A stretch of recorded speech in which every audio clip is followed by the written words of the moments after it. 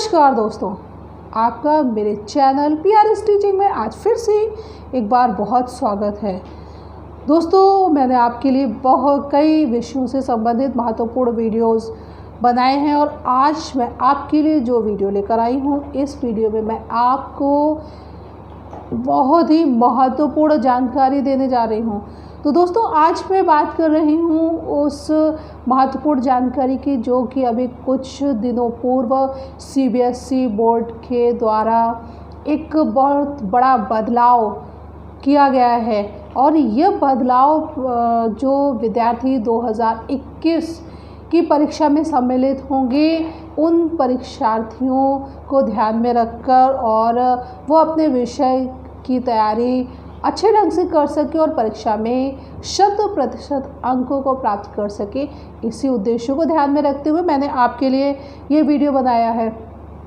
हाँ, तो दोस्तों, आज मैं बात कर रही हूँ हिंदी विषय की और कक्षा 12वीं के जो विद्यार्थी हैं उनके लिए हिंदी विषय के प्रश्न पत्र में एक बहुत बड़ा बदलाव किया गया है।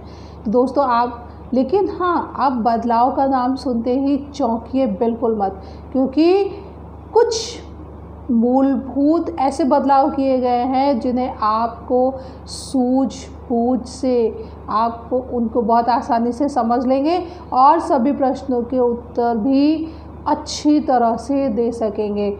लेकिन दोस्तों, ज़रूरी बात यह है कि जो बदलाव किए गए हैं CBSE बोर्ड के द्वारा, पहले तो आप उन बदलावों के विषय में जान लें और साथ ही यह भी जान लें कि इस बदलाव को करने के पीछे बोर्ड की मंशा क्या है, मतलब बोर्ड की इच्छा क्या है। बोर्ड की इच्छा यह है कि जो विद्यार्थी हिंदी विषय को लेते हैं, तो आज मैं आपको हिंदी विषय जो विद्यार्थी मुख्य विषय के रूप में लेकर है, जिनका आधार विषय है और जिसका कोड है 302, उन विद्यार्थियों के लिए ये वीडियो बहुत ही महत्वपूर्ण है। और इसमें आपको जो सैम्पल पेपर अर्थात प्रतिदर्श प्रश्न पत्र CBSE बोर्ड ने रिलीज़ किया है, उसे संबंधित संपूर्ण जानकारी मैं कराने जा रही हूँ आपको। मैं ये भी बताऊँगी कि प्रश्न पत्र में अब कितने खंड होंगे और हर खंड में कितने प्रश्न होंगे, प्रश्नों को किस तरह से आपसे पूछा जाएगा और किस तरह आप प्रश्नों के उत्तर देंगे, जिससे कि आपको परीक्षा में अधिक से अधिक अंक प्राप्त हो सके विद्यार्थी, क्योंकि एक एक अंक का महत्व आपके लिए आने वाले भविष्य में बहुत ही अधिक है। तो ध्यान रखें। और तो चलिए आगे बढ़ाते हैं वीडियो को। लेकिन हाँ दोस्तों, वीडियो को आगे बढ़ाने से पूर्व आप मेरे चैनल को सब्सक्राइब कर दें, वीडियो को लाइक करें, शेयर करें और हाँ, आप मुझे इंस्टाग्राम पर भी फॉलो कर लें। मेरे इंस्टाग्राम ID है PRS_teaching_YT। तो दोस्तों, चलिए अब बढ़ते हैं आज के इस वीडियो का जो मुख्य विषय है, हिंदी विषय का बदला हुआ प्रारूप। दोस्तों, अब जो प्रश्न पत्र आपके सामने 2021 में आएगा, वो प्रश्न पत्र 2 खंडों में विभाजित होगा, खंड अ और खंड ब। तो खंड अ में जो प्रश्न होंगे वो वस्तुपरक प्रश्न होंगे, अर्थात जितने भी प्रश्न होंगे वो सभी वैकल्पिक प्रश्न होंगे।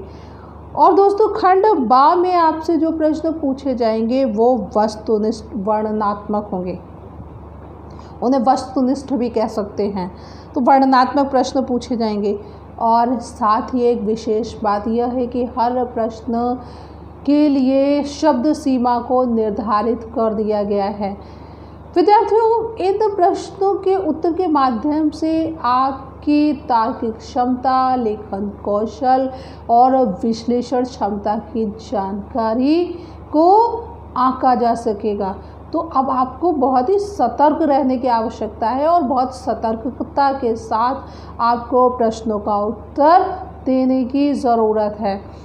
तो दोस्तों, सबसे पहला जो खंड है अखंड, इस अखंड में आपके अपठित बोध से संबंधित जो प्रश्न होंगे वो अपठित एक आपको गद्यांश दिया जाएगा और गद्यांश से आपको प्रश्नों के उत्तर देने होंगे। इस गद्यांश में आपको जिन प्रश्नों का उत्तर देना है उनके लिए 10 अंक निर्धारित किए गए हैं। विद्यार्थियों, ये 10 अंक आपके लिए तो बहुत महत्वपूर्ण है। तो इसलिए आपको जो गद्यांश परीक्षा में आपके सम्मुख आएगा तो आप उसे बहुत ही ध्यान से पढ़ें, फिर उसके एक एक तथ्य को एकत्र करें और विश्लेषण करें कौन सा तथ्य इस गद्यांश से संबंधित है और सही है। क्योंकि आप अभी तक जो पिछले वर्षों के सैम्पल पेपर आपने देखे होंगे और उनके आधार पर जो प्रश्न इस तरह से पूछे जाते थे कि आपने गद्यांश को एक बार पढ़ा या अधिक से अधिक 2 बार पढ़ा और आपने प्रश्न का उत्तर समझकर उसका उत्तर सही ढंग से दे दिया। लेकिन दोस्तों, अब अगर आप गद्यांश को ध्यानपूर्वक नहीं पढ़ोगे तो जो वैकल्पिक प्रश्न है और जो प्रश्न से संबंधित विकल्प है, विद्यार्थियों मैं यहाँ पर आपको बता दूं कि हर प्रश्न से संबंधित तो 4 विकल्प होंगे और उन 4 विकल्पों में से एक ही विकल्प सही होगा। तो जब एक ही विकल्प सही होगा तो आप अगर ज़रा सा भी चूक गए, आपसे ज़रा सी भी असावधानी हो गई तो आपका उत्तर गलत होगा और आपको बड़ा नुकसान भी हो सकता है। तो दोस्तों, आप प्रश्न पत्र में जो गद्यांश पूछा जाए आप उसे बहुत ध्यान से पढ़ें, उसका मूल भाव क्या है, उसमें अगर किसी समस्या के विषय में बात की जा रही है तो कौन कौन से आंकड़े प्रस्तुत किए जा रहे हैं। मतलब विश्लेषणात्मक शैली अब आपको अपनानी पड़ेगी और तर्क करना होगा कि कौन सा तर्क सही और कौन सा तर्क सही नहीं है। तो इन सब बातों को ध्यान रखें और इस तरह से आप अपने को अभी से परीक्षा की तैयारी के लिए लगा दें, एक समय सीमा सुनिश्चित कर लें। क्योंकि अब दोस्तों, किसी भी विषय को आप बिल्कुल हल्के में मत लें कि ठीक है, अरे हिंदी है, इसको हम आसानी से समझ लेंगे और कर लेंगे। तो बच्चों, इस भूल में मत रहें, समय का सदुपयोग करें, एक समय सारणी बना लें, टाइम टेबल बना लें और उसके अनुसार ही जितना महत्व आप अपने अन्य विषयों को देते हैं, जैसे जो विज्ञान के छात्र हैं अगर उन्होंने हिंदी विषय को लिया है, कुछ स्कूल्स में हिंदी है तो वहाँ पर आधार विषय के रूप में है, या जो विद्यार्थी आर्ट के हैं, कला वर्ग के हैं, उन्होंने हिंदी विषय को लिया है, तो आप किसी भी वर्ग से संबंधित हो, हर विषय बहुत ही महत्वपूर्ण है और एक एक अंक आपका कैरियर बनाने के लिए तो बहुत ही महत्वपूर्ण है। तो दोस्तों, आप मेरे इस सुझाव को ध्यान रखें और अधिक से अधिक लेखों को पढ़ने का प्रयास करें, अधिक से अधिक घटनाओं को पढ़ने का प्रयास करें, अधिक से अधिक जो स्थान है उनसे संबंधित जानकारी एकत्रित करें और फिर उनका विश्लेषणात्मक अध्ययन करें। मतलब जो भी आप चीज़ पढ़ें उसका जो निचोड़ है, इंग्लिश में कंक्लूज़न जिसे कहते हैं, तो एक अपने दिमाग में कंक्लूज़न ज़रूर निकाल के उससे संबंधित ज़रूर अपने मस्तिष्क में रखें और तभी आप सारे प्रश्नों के सही उत्तर दे पाएंगे। तो अभी मैंने बताया आपको कि जो गद्यांश है इसमें 10 प्रश्न हैं और सभी प्रश्नों के लिए 1 अंक निर्धारित किया गया है। और अगला जो प्रश्न है, प्रश्न नंबर 2, विद्यार्थियों आपको 2 गद्यांश दिए जाएंगे और 2 गद्यांशों में से आपको एक चुनना होगा और एक गद्यांश चुनकर उसी से संबंधित प्रश्नों के उत्तर आपको देने होंगे। इसके बाद प्रश्न नंबर 2 है। प्रश्न नंबर 2 में विद्यार्थियों एक पद्यांश होगा या काव्यांश होगा, ठीक है। तो उस काव्यांश से जो संबंधित प्रश्न हैं उन प्रश्नों के उत्तर आपको लिखने होंगे। पद्यांश से संबंधित जो प्रश्न है वो प्रश्न भी वैकल्पिक प्रश्न हैं। सभी प्रश्न में 4-4 विकल्प दिए होंगे और उन विकल्पों में से एक विकल्प को आपको चुनना है उत्तर के रूप में। तो दोस्तों, पद्यांश से प्रश्न जो पूछे जाएंगे वो 5 अंकों के प्रश्न है, 5 प्रश्न हैं। प्रत्येक प्रश्न के लिए 1 अंक निर्धारित किया गया है। यहाँ पर भी 2 पद्य खंड होंगे दो पद्य खंडों में से एक पद्य खंड का चुनाव आपको करना है जो आपको अच्छे से समझ आ जाए और उसके बाद उससे संबंधित प्रश्नों का उत्तर आपको देना है। तो ये आपके देखिए दोस्तों 15 नंबर हैं, ये 15 अंक हैं और ये 15 अंक आपका जो अनुपात है आपकी मेरिट को बढ़ाने में बहुत महत्वपूर्ण भूमिका निभाने वाला है। तो इन दो प्रश्नों को तो आपको बहुत ध्यानपूर्वक हल करना होगा और इसके लिए आपको नियमित अभ्यास भी करना होगा, क्योंकि बिना अभ्यास के अगर आप परीक्षा में ही इस तरह के गद्यांश और काव्यांश को देखेंगे तो हो सकता आपके लिए ये चिंता उत्पन्न करे और उस समय आप हड़बड़ाहट में प्रश्नों के गलत उत्तर लिख दें। तो दोस्तों इससे बचने के लिए सही तरीका यही है कि आप अभी से अभ्यास करना शुरू कर दीजिए गद्यांश का और काव्यांश का, उससे संबंधित प्रश्नों को हल करने का। उसके बाद दोस्तों जो तीसरा प्रश्न है, तीसरा प्रश्न आपका लेखन कौशल से, रचनात्मक लेखन। आपके व्याकरण खंड में रचनात्मक लेखन है, कार्यालयीय हिंदी और रचनात्मक लेखन जो भाग है इससे संबंधित प्रश्न पूछे जा रहे हैं। तो जो पहला प्रश्न है यहाँ पर भी बहुविकल्पीय प्रश्न ही पूछे जा रहे हैं। प्रश्न नंबर 3 है जिसमें कि 5 प्रश्न पूछे गए हैं और प्रत्येक प्रश्न के लिए एक एक अंक निर्धारित किया गया है। अब इसके बाद प्रश्न नंबर जो 4 है वो आपकी पाठ्य पुस्तक से संबंधित है।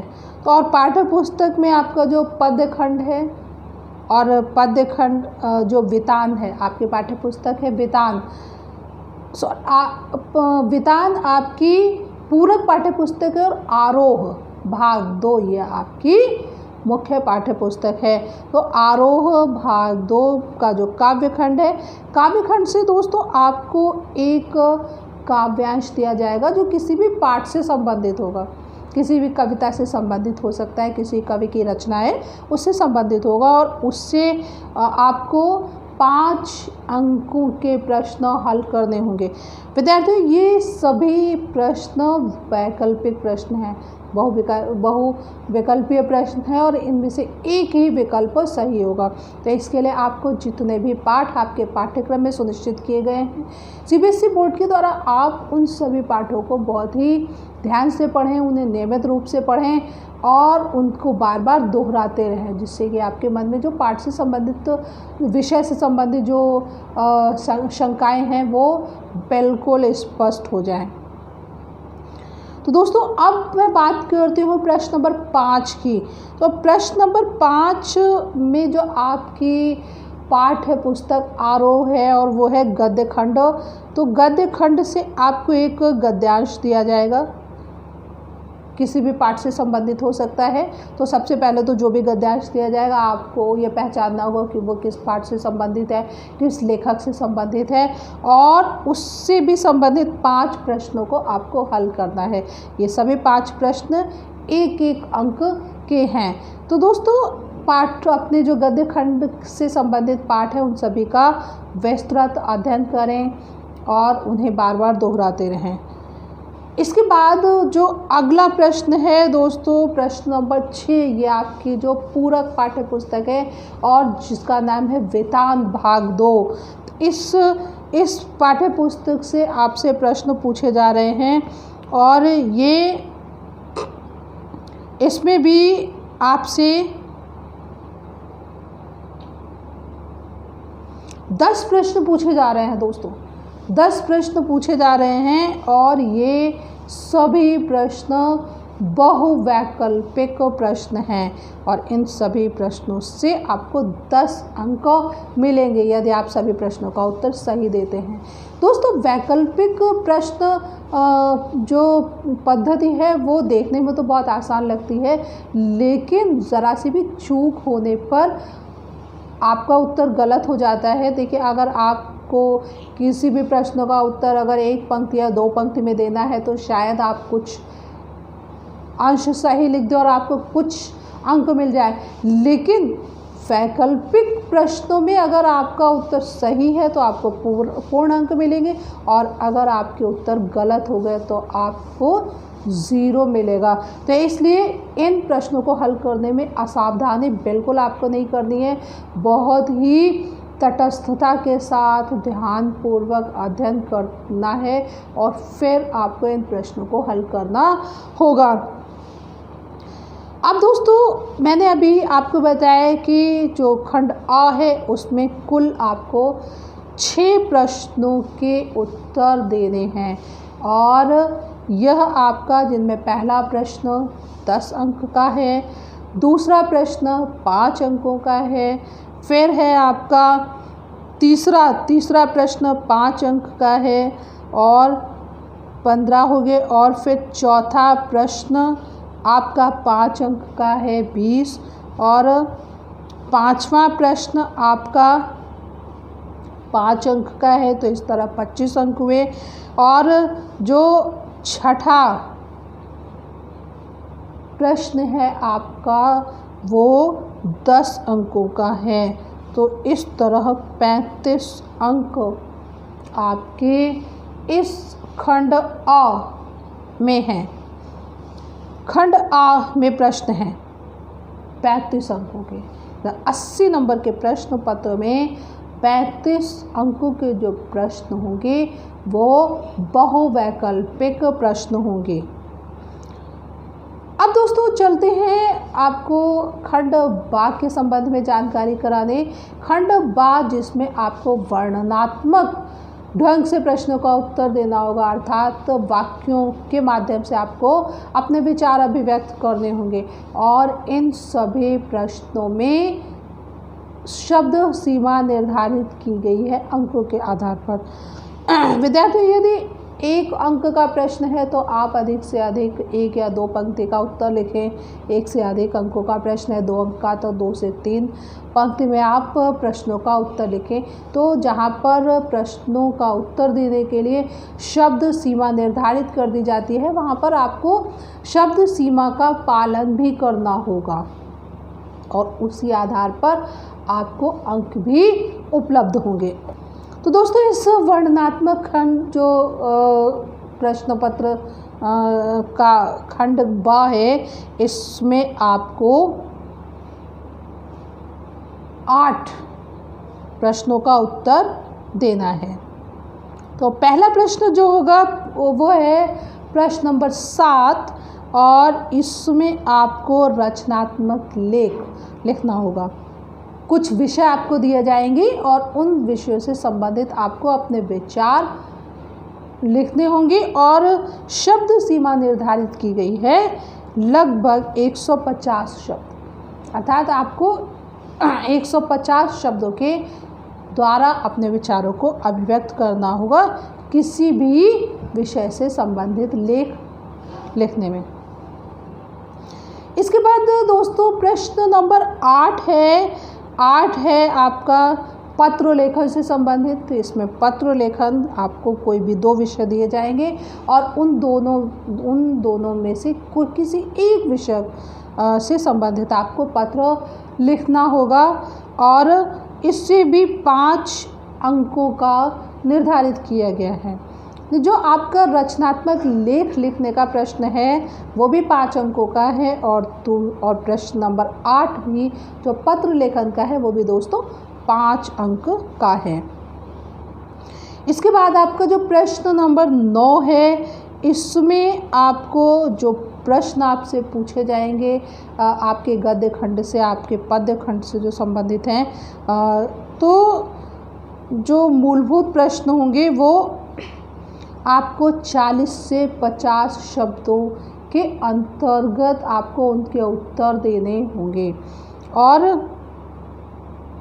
ये इनमें से एक प्रश्न 3 अंकों का होगा और दूसरा प्रश्न होगा जो 2 अंकों का होगा। तो कुल मिलाकर प्रश्न नंबर 9 भी दोस्तों 5 अंक का है, जो आपकी पाठ्य पुस्तक से संबंधित होगा, जो कि आरोह है। इसके बाद प्रश्न नंबर 10 है। प्रश्न नंबर 10 में जो प्रश्न है इसके अंतर्गत आपके जो विशेष लेखन के अंतर्गत फीचर लेखन है, और तो फीचर लेखन से संबंधित आपसे प्रश्न पूछा जाएगा। और समाचार लेखन है, संपादकीय है, इन विषयों से संबंधित आपसे प्रश्न पूछे जाएंगे। और इसमें भी आपको विकल्प आपके लिए उपलब्ध होंगे। यद्यपि 2 प्रश्न दिए जाएंगे, लेकिन दोनों प्रश्नों में हो सकता है कि विकल्प उपलब्ध हो, तो आप दिए गए विकल्पों में से किसी एक का उत्तर देंगे। और इसमें भी पहला जो खंड होगा, इसमें भी उपखंड है। तो पहला खंड 3 अंकों का है और दूसरा खंड उपखंड है 2 अंकों का। तो विद्यार्थियों, इस तरह प्रश्न नंबर 10 भी आपका 5 अंकों का है। इसके बाद दोस्तों जो अगला प्रश्न है, प्रश्न नंबर 11, वो आपकी पाठ्य पुस्तक से संबंधित है, आरोह से संबंधित है, जिसमें जो काव्यखंड है, काव्यखंड से संबंधित है। और इसमें आपको 3 प्रश्न दिए जाएंगे और 3 प्रश्नों में से आपको 2 प्रश्नों के उत्तर लिखने हैं और उन्हें 50 से 60 शब्दों के बीच उनका उत्तर आपको देना है। और ये दोनों प्रश्न 3-3 अंकों के होंगे। तो ये तो आपके 3-3 अंकों के 2 प्रश्न होंगे जिनके उत्तर आपको देने हैं। अगला प्रश्न है विद्यार्थियों प्रश्न नंबर 12। इसमें भी आपको 2 प्रश्नों के उत्तर देने होंगे। 3 प्रश्न दिए जाएंगे और ये भी आपके काव्यखंड और जो गद्यखंड है उससे संबंधित होंगे। भाव स्पष्टीकरण हो सकता है या कोई भी विश्लेषणात्मक प्रश्न कविता से हो सकता है या किसी भी लेख या कहानी से हो सकता है। तो विद्यार्थी इस खंड को करने के लिए तो जो आपको अपनी पाठ्य पुस्तक से संबंधित जितने भी पाठ हैं वो सभी बहुत ही अच्छे से तैयार करने होंगे, तभी आप इस खंड में अधिक से अधिक अंकों को प्राप्त कर पाएंगे। विद्यार्थियों अगला प्रश्न है प्रश्न नंबर 13। इस प्रश्न में आपको 2 प्रश्नों के उत्तर देने होंगे और वो भी 50 से 60 शब्दों के अंतर्गत देने होंगे। ये दोनों ही प्रश्न 3-3 अंकों के प्रश्न हैं।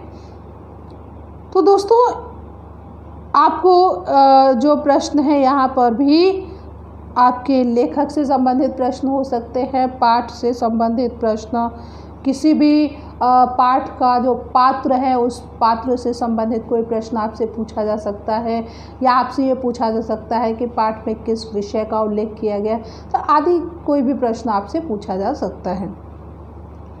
विद्यार्थियों अंतिम प्रश्न है प्रश्न नंबर 14। तो प्रश्न नंबर 14 में भी आपको जो 3 प्रश्न आपसे पूछे जाएंगे और ये भी आपके इन प्रश्नों का उत्तर आपको 30 से 40 शब्दों में देना होगा और ये प्रश्न 2-2 अंकों के होंगे। इसमें भी आपसे पाठ से संबंधित ही प्रश्न पूछे जाएंगे। तो विद्यार्थियों अभी मैंने आपको जो बदला हुआ प्रारूप है जिसे CBSE बोर्ड ने अभी कुछ दिनों पूर्व निर्धारित किया है, और अब आपको अपनी परीक्षा की तैयारी इस प्रतिदर्श प्रश्न पत्र को ध्यान में रखकर करनी होगी, तभी आपकी तैयारी कारगर होगी और आप अधिक से अधिक अंक प्राप्त करने में समर्थ होंगे। तो दोस्तों मेरी यही आपके लिए शुभकामनाएं हैं कि आप आगामी परीक्षा में अधिक से अधिक अंक प्राप्त करें और आपका भविष्य भी उज्जवल हो। तो दोस्तों इन शुभकामनाओं के साथ आपसे एक नए विषय के साथ शीघ्र ही अगले वीडियो में फिर से मुलाकात होगी। तब तक के लिए दोस्तों धन्यवाद।